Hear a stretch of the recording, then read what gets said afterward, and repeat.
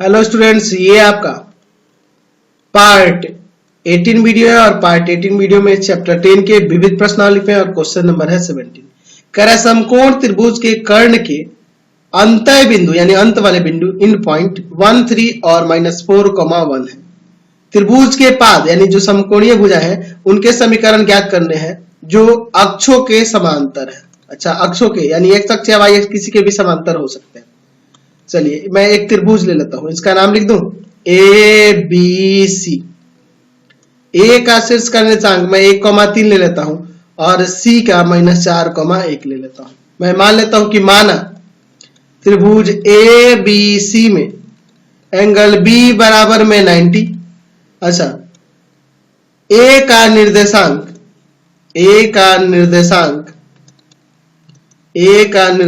1,3 तथा आपके C का निर्देशांक है आपके पास -4,1। ठीक है, चलिए अब देखिए इसके बाद यहां पे लिखते हैं यदि BC भुजा BC x अक्ष के समांतर हो तो AB y अक्ष के समांतर होगा, y अक्ष के समांतर होगा ना जी। अगर मान लीजिए यह भुजा BC x अक्ष से समांतर है तो ये आपका y अक्ष से समांतर होगा क्योंकि एक दूसरे पे समकोण बना रहे हैं। चलिए तो हम लोग एक एक करके लेते हैं। BC का समीकरण, पहले BC का समीकरण निकाल लेते हैं। ठीक है, तो ये x अक्ष से समांतर है तो इसका ढाल 0 होगा ना जी। y -1 बराबर में 0 इंटू x माइनस x1 -4 है तो यहाँ प्लस आ जाएगा या तो 0 हो जाएगा, यहां से आ जाएगा y -1 बराबर 0 यानी y बराबर 1। इसका समीकरण AB का समीकरण निकालते हैं।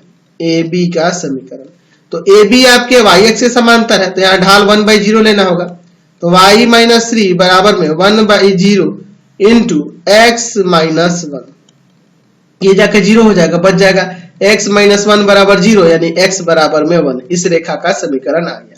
अब दूसरा कंडीशन यह भी हो सकता है कि यदि BC y अक्ष के समांतर हो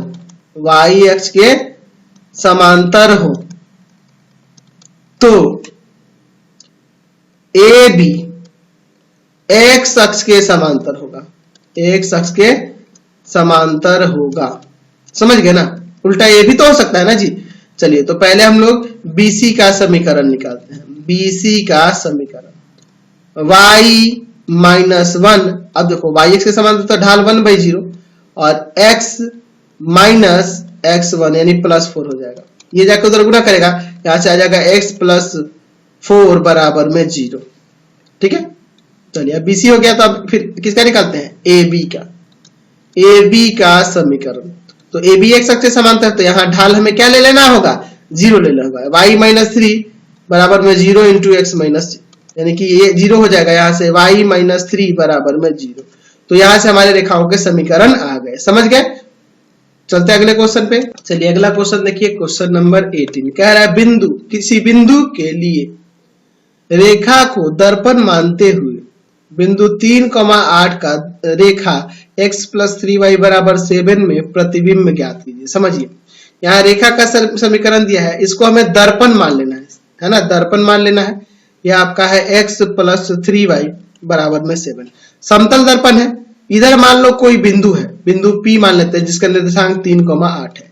तो इस बिंदु की इस दर्पण में प्रतिबिंब का निर्देशांक क्या होगा वो निकालना है। ठीक है, तो मान लो अगर समतल दर्पण में अगर कोई बिंदु है तो जितना दूरी पर वह बिंदु होगा उतना ही दूरी पर उसका प्रतिबिंब भी बनता है। हम लोग पता है समतल दर्पण के बारे में जानते हैं। तो यहाँ जो मान लेते हैं Q यह एक प्रतिबिंब है और इसको कुछ मान लेते हैं AB। मान लेते हैं माना बिंदु P जिसका निर्देशांक है 3,8 रेखा x + 3y बराबर 7 में प्रतिबिंब QAB है, यह जो इसका प्रतिबिंब है। ठीक है, चलिए अच्छा, यह तो आपको पता है कि यह इस पे लंब होगा, ठीक है, इसका अगर नाम हम लोग ए बी मान लेते हैं। चलिए, तो चूंकि पी क्यू लंब है ए बी पर, तो यहां पे लिख सकते हैं पी क्यू का ढाल गुना में ए बी का ढाल बराबर में -1 हो जाएगा।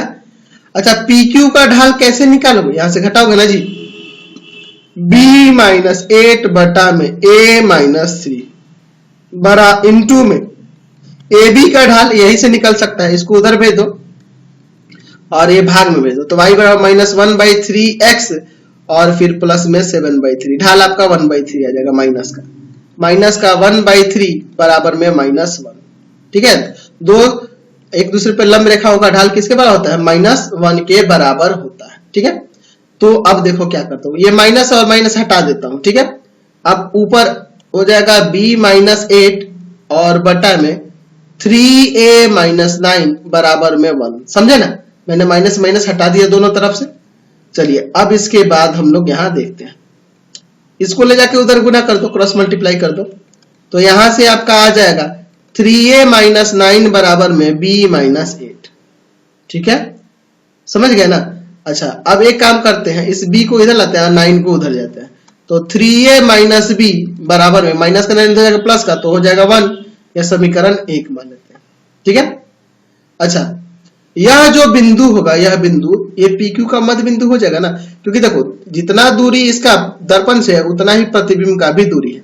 तो अगर मैं इसे O मान लूं, O PQ का मध्य बिंदु होगा। मध्य बिंदु होगा, मध्य बिंदु क्यों होगा?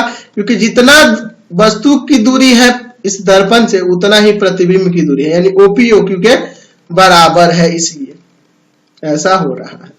तो जब मध्य बिंदु है तो यहां से O का निर्देशांक क्या हो जाएगा? O का निर्देशांक क्या हो जाएगा? O का निर्देशांक हो जाएगा a प्लस 3/2 और b प्लस 8/2। समझ गए ना? O का निर्देशांक ये हो जाएगा।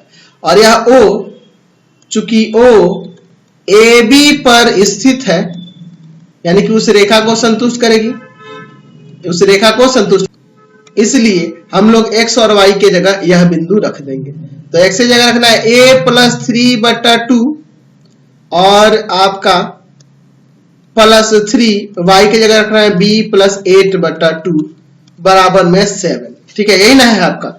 चलिए, आप यहाँ पे एलसीएम ले लो 2।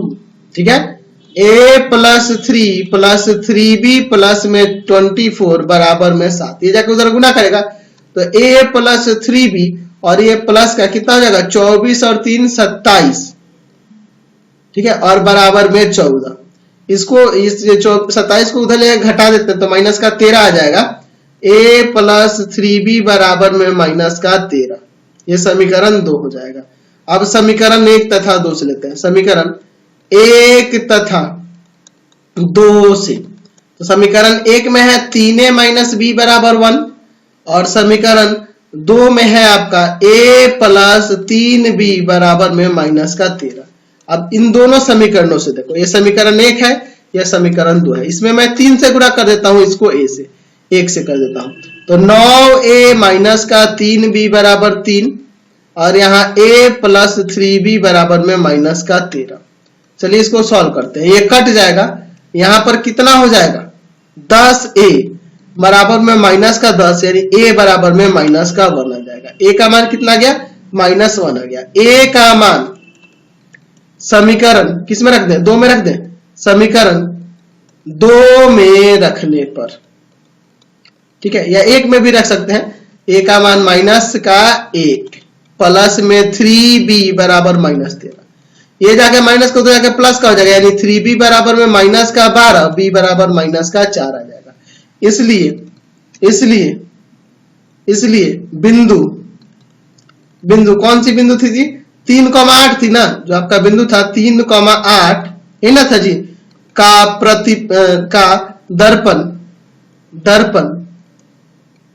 दर्पण किसके? तो दर्पण दिया है आपका x प्लस 3y बराबर 7 में प्रतिबिंब क्या हो जाएगा? -1 कॉमा माइनस का 4 होगा, माइनस का 1 कॉमा माइनस का 4 होगा। यही ना हमें निकालना था, हमें बिंदु निकालनी थी, हमारा बिंदु निकल गया, प्रतिबिंब बिंदु निकालनी थी। चलिए क्वेश्चन नंबर 19 देखिए, कह रहा है यदि रेखाएं y बराबर 3x + 1 और 2y बराबर x + 3 रेखा y बराबर mx + 4 पर समान रूप से आनत है, यानी इंक्लाइंड है, झुका हुआ है, समान रूप से झुका हुआ है, तो m का मान ज्ञात कीजिए। समान रूप से झुका हुआ है तो m का मान हमें ज्ञात करना है। चलिए रेखा, रेखा हमारे पास दी हुई है, रेखा कौन, पहली रेखा ले लेते हैं और एक एक करके देखते हैं। ठीक है, रेखा या रेखाएं कर देते हैं। y बराबर में 3x + 1 यही ना दिया है, ये आपका समीकरण 1 मान लेते हैं। ठीक है, अच्छा दूसरा क्या है, 2y बराबर में x + 3, इसको समीकरण 2 मान लेते हैं। और तीसरा दिया है y बराबर में mx + 4, इसे मैं समीकरण 3 मान लेता हूं। ठीक है, अच्छा यहां लिखूंगा समीकरण 1 का ढाल, है ना, या रेखा, है ना, रेखा 1, रेखा फर्स्ट का ढाल, ऐसे कर लेते हैं। ठीक है, रेखा, रेखा 1 जो है इसका ढाल देखते हैं, क्या हो जाएगा इसका ढाल। तो इसका ढाल अगर हम m1 मान लें तो इसका ढाल आपका 3 हो जाएगा। ठीक है, रेखा जो दूसरी है इसका ढाल क्या हो जाएगा, अगर मैं इसको m2 मानता हूं तो 1/2 आ जाएगा इसका ढाल। और रेखा जो तीसरी है, रेखा थर्ड जो है, इसका ढाल अगर मैं m3 मान लेता हूं इसे, तो इसका ढाल आपका m हो जाएगा। और कह रहा है कि पहली और दूसरी रेखाएं जो है ना, इस तीसरी रेखा के साथ समान रूप से झुकी हैं, समान रूप से झुकी हैं। ठीक है, तो यहां कह सकते हैं कि रेखा, रेखा 1 तथा 2, रेखा, रेखा 3 के साथ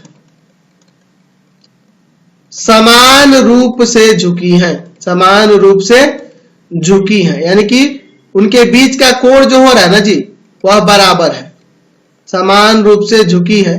तो यहां से हम लोग कह सकते हैं कि पहली और तीसरी के बीच का कोण दूसरी और तीसरी के बीच के कोण का बराबर होगा, यानी कि लिख सकते हैं समीकरण या रेखा,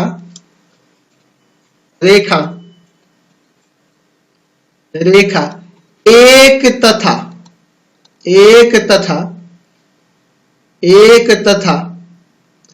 3 के बीच का कोण बराबर हो जाएगा रेखा 2 तथा 3 के बीच का कोण के। ठीक है, तो हम लोग यहां पे देख रहे हैं पहले वाले का ढाल m1 है, दूसरे का m2 है, यहाँ पे इसलिए हम यहां लिख सकते हैं m1 माइनस, और तीसरे का m3 है, तो पहले और तीसरे का m1 माइनस m3 बटा में 1 प्लस m1 इंटू m3 बराबर में m2 माइनस का m3 बटा में 1 माइनस 1 प्लस m1 इंटू में m3, ऐसे लिख सकते हैं ना जी, ये m3 है। ठीक है, यहाँ m3 होगा, समझ गए ना, पहले और तीसरे के बीच का कोण के लिए फॉर्मूला और दूसरे और तीसरे के बीच के कोण के लिए यह फॉर्मूला। अब चलिए इनका मान रखते हैं, तो m1 आपका 3 है, m2 आपका 1/2 और m3 आपका m है। ठीक है, तो हो जाएगा 3 माइनस m बटा में 1 प्लस 3 इंटू में m, यानी 3m बराबर में, यहाँ पे देखो ना, मैं मोड हटा दूंगा अगले स्टेप में, अभी रहने देता हूं। m2 का मान 1/2 माइनस m बटा में 1 प्लस 1/2 इंटू में m, तो मोड हटा देता हूं और प्लस माइनस लगा देता हूं। तो यहां देखो 3 माइनस m बटा में 1 प्लस 3m, ठीक है, और बराबर में प्लस माइनस, ऊपर एलसीएम ले लो 2, क्योंकि मोड हटेगा तो प्लस माइनस रहेगा, 1 माइनस 2m बटा में नीचे एलसीएम ले लेता हूं 2, m यहाँ पे 2 प्लस m, 2 प्लस में m, 2 से 2 यहां कट जाएगा। चलिए आपका आ गया 3 माइनस m बटा में 1 प्लस 3m बराबर में प्लस माइनस 1 माइनस 2m बटा में m प्लस 2 या 2 प्लस m भी लिख सकते हैं, कोई दिक्कत नहीं है। ठीक है, कोई दिक्कत नहीं है इसे। अब चलिए अब इसके बाद देखते हैं। ठीक है, अब एक एक करके, एक बार प्लस वाले को और एक बार माइनस वाले को। ठीक है, पहले लेते हैं केस फर्स्ट। 3 माइनस एम बटा में 1 प्लस 3m बराबर में 1 माइनस 2m बटा में प्लस वाला ले लिया m प्लस 2। कोई दिक्कत नहीं है ना जी। अब चलिए केस पहला ले लिए हैं, ये केस पहला है, केस फर्स्ट लिए हैं। ठीक है, अब फिर एक बार माइनस वाला लिया जाएगा, एक एक करके दोनों को लिया जाएगा। चलिए अब इसको सॉल्व करते हैं, यहाँ क्रॉस मल्टीप्लाई करते हैं तो आ जाएगा 3 दूना 6, 3 दून पहले m में गुना करते हैं 3m प्लस का 6 माइनस का m स्क्वायर माइनस का 2m। अब इसमें इंटू करते हैं 1 माइनस 2m प्लस का 3m और माइनस का 6m स्क्वायर, इसमें से गुना हो गया तो आपका 6m स्क्वायर आ गया माइनस का। चलिए अब यहाँ पे देखो, सबको एक तरफ कर लिया जाए, सबको एक तरफ कर ले। 3m काट सकते हैं और 2m भी कट जाएगा, इसको एक तरफ कर लेते हैं और 6 को उधर भेज देते हैं। तो माइनस का m स्क्वायर प्लस का 6m स्क्वायर बराबर में 1 माइनस का आपका आ जाएगा 6। तो यहाँ 5m स्क्वायर बराबर में माइनस का 1, m स्क्वायर बराबर में 5 होगा ना, सॉरी माइनस का 5 होगा, m स्क्वायर बराबर में हो जाएगा माइनस का 1। ये जाके भाग कर दिया, m का मान आ जाएगा plus minus root under minus का 1, जो कि रियल नहीं हुआ, रूट के अंदर माइनस का गया, ये रियल नहीं हुआ। अब केस दूसरा लेते हैं, अब की बार माइनस वाला लेंगे। 3 माइनस m बटा में 1 प्लस 3m बराबर में माइनस का 1 माइनस 2m बटा में m प्लस 2। अब यहाँ क्रॉस मल्टीप्लाई करेंगे और सॉल्व करेंगे। यहाँ पे देखो, इसमें से गुना करेंगे तो आपका आ जाएगा 3m प्लस का 6 माइनस का m स्क्वायर और फिर आपका माइनस का 2m। इसमें गुना करते हैं तो ध्यान दो, ये दोनों माइनस का है, ये माइनस हो जाएगा और यहाँ प्लस आ जाएगा। यहाँ माइनस है ना जी, ये माइनस में हो जाएगा, ये प्लस में आ जाएगा। तो ध्यान से गुना करना, 1 माइनस का है, दोनों में गुना करते हैं। माइनस का 1 माइनस का 3m, यहाँ माइनस माइनस यहाँ प्लस हो जाएगा और प्लस वाले से इसमें गुना कर रहे हैं तो प्लस का 2m और यहाँ देखो ये माइनस माइनस प्लस हो चुका है ना जी, तो प्लस का 6m स्क्वायर। समझे ना, कोई दिक्कत नहीं है इसे। चलिए अब एक तरफ यहां से करते हैं तो कुछ कटने वाला है क्या? 3m नहीं कटेगा। यहाँ पे पहले अभी सॉल्व करो, माइनस का m स्क्वायर माइनस प्लस का m और प्लस का 6, ठीक है, बराबर में 6m स्क्वायर माइनस का m और माइनस का 1। अब एक तरफ करते हैं, इसको उधर ही भेज देते हैं, कोई दिक्कत नहीं है। 0 बराबर में 6m स्क्वायर माइनस का m माइनस का 1, यहाँ पे प्लस का m स्क्वायर माइनस का m और माइनस का 6 हो जाएगा, यानी कि आ जाएगा 7m स्क्वायर माइनस का 2m माइनस का 7 बराबर में 0। समझ गया ना। तो ये आपका एक द्विघात समीकरण के रूप में आ गया और इसको अब हम लोग सॉल्व करके यहां से m का मान निकालेंगे। तो m बराबर में हो जाएगा माइनस b यानी minus minus 2 plus minus root under b square यानी माइनस 2 का स्क्वायर माइनस 4 इंटू a के जगह पे 7 और c के जगह माइनस 7 और बटा में आपका 2 इंटू a के जगह पर 7। चलिए आगे सॉल्व कर देते हैं। तो m बराबर में हो जाएगा 2 प्लस माइनस रूट अंडर, यहाँ पे 4 आ जाएगा और ये माइनस माइनस प्लस 7 49 और 49 में गुना कर देंगे आप 4 से तो आपका आ जाए 196 और बटा में आपका है 14। m बराबर में हो जाएगा 2 प्लस माइनस अंदर 200 हो जाएगा और बटा में 14। m बराबर में 2 प्लस माइनस यहाँ पे आपका आ जाएगा 10 रूट अंडर 2 और बटा में 14। ऊपर से 2 कॉमन कर लेते हैं, 2 कॉमन कर लोगे तो 1 प्लस माइनस 5 रूट 2 बटा में 14। इसे मैं काट दूंगा 7 बार में, यानी m का मान यहां से आ गया 1 प्लस माइनस 5 रूट 2 बटा में आपका 7, 5 रूट 2 बटा में आपका 7। ये आपके m का वैल्यू निकल गया। समझ गया, कोई दिक्कत नहीं है इसमें। चलिए अगला क्वेश्चन देखते हैं, क्वेश्चन नंबर 20। कह रहा है यदि एक चर बिंदु P जिसका निर्देशांक है xy को रेखा इतना और इतना से लंबित दूरियों का योग 10 रहे तो दर्शाइए कि P अनिवार्य रूप से इस रेखा पर गति करता है। ठीक है, एक रेखा पर गति करता है, हमें ये दिखाना है कि P जो है अनिवार्य रूप से एक रेखा पर गति करता है। ठीक है, तो हम लोग निकाल लेते हैं यहाँ पे बिंदु इतना से इतना रेखा की दूरी और इतना से इतना की दूरी। चलिए समझ लीजिए, बिंदु P है जिसका निर्देशांक XY है, और किसी बिंदु से किसी रेखा की दूरी हम लोग निकालना जानते हैं ना जी, निकालना जानते हैं। चलिए तो हम लोग यहाँ पे पहले उस रेखा की दूरी निकाल लेते हैं, लंबवत दूरी निकालते हैं, और फिर इस बिंदु से इस रेखा की लंबवत दूरी निकालते हैं और दोनों का योग बराबर में 10 कर देंगे और फिर उसे सॉल्व कर देंगे। ठीक है, तो मैं मान लेता हूं, माना बिंदु P जिसका निर्देशांक है XY से रेखा x प्लस y माइनस 5 की लांबिक दूरी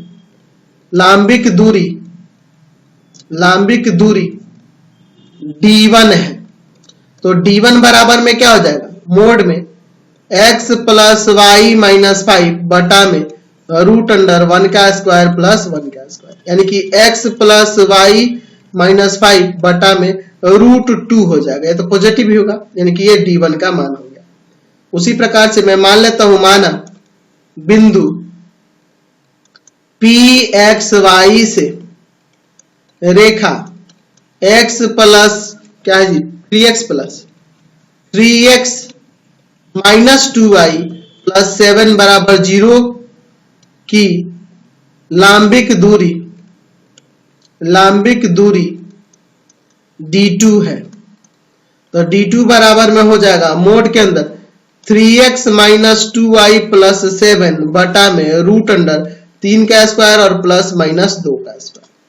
ठीक है, यानी कि यहां से यहां आ जाएगा D2 का मान 3x माइनस 2y प्लस 7 बटा में, ये देखो 3 का स्क्वायर 9 और रूट 2 का स्क्वायर आपका 4 हो जाएगा, 9 4 13, यानी रूट 13 हो जाएगा। ठीक है, चलिए चूंकि आपके क्वेश्चन में कह रहा है कि दोनों की लंबित दूरी का योग यानी D1 प्लस D2 कितना है, 10 इकाई है। प्रश्न से हमने ये लिखा है, प्रश्न से 10 इकाई दिया हुआ है, तो मैं दोनों का मान रख देता हूं। D1 का मान हो जाएगा x प्लस वाई माइनस 5 बटा में, मोड के अंदर है, और बटा में आपका रूट 2, और D2 का मान हो जाएगा 3x माइनस 2y प्लस 7 बटा में आपका रूट 13 बराबर में 10। यहाँ पे एलसीएम ले लेते हैं। ठीक है, यहाँ एलसीएम ले लेते हैं, तो एलसीएम में यहाँ पे क्या आ जाएगा आपका रूट 26। ठीक है, यहाँ पे आ जाएगा रूट 13 मोड के अंदर x प्लस वाई माइनस 5 और प्लस रूट 2 मोड के अंदर 3x माइनस 2y प्लस में 7 और बराबर में 10। ये जाके उधर गुना कर देगा।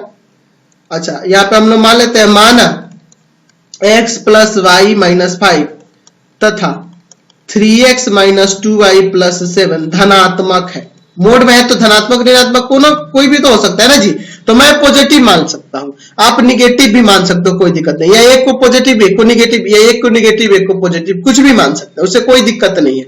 हम लोग को दिखाना है कि ये एक रेखा का समीकरण होगा। ठीक है, तो ये पॉजिटिव या निगेटिव पॉजिटिव, या दोनों पॉजिटिव या दोनों निगेटिव, कुछ भी आप ले सकते हैं।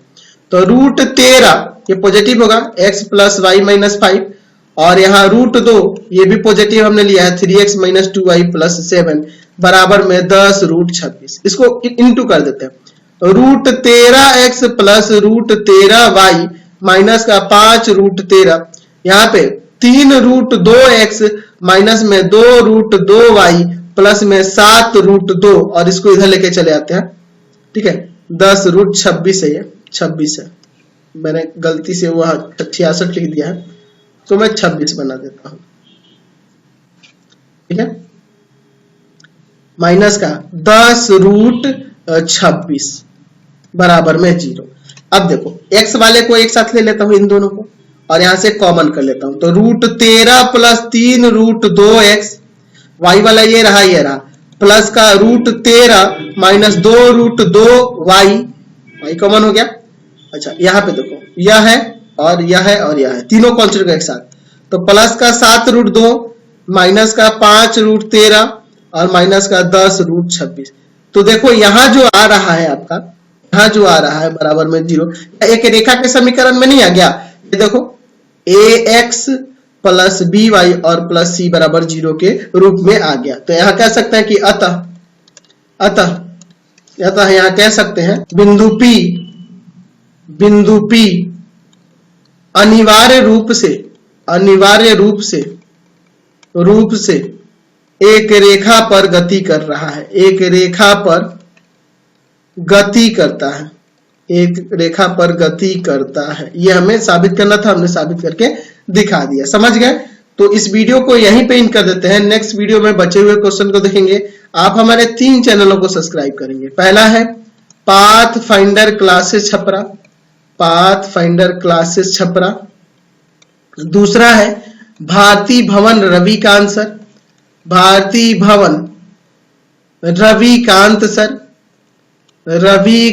सर, ठीक है, और तीसरा चैनल है रविकांत सर के नाम से। तीनों चैनल को सब्सक्राइब करेंगे और इससे रिलेटेड वीडियो के लिए सीधे डिस्क्रिप्शन में है, और इससे संबंधित नोट्स के लिए आप सीधे गूगल पे सर्च करेंगे www.ravikantsar.in और वहां पर जाकर आप इससे संबंधित नोट्स को डाउनलोड कर सकते हैं और पढ़ भी सकते हैं। Thanks for watching the video.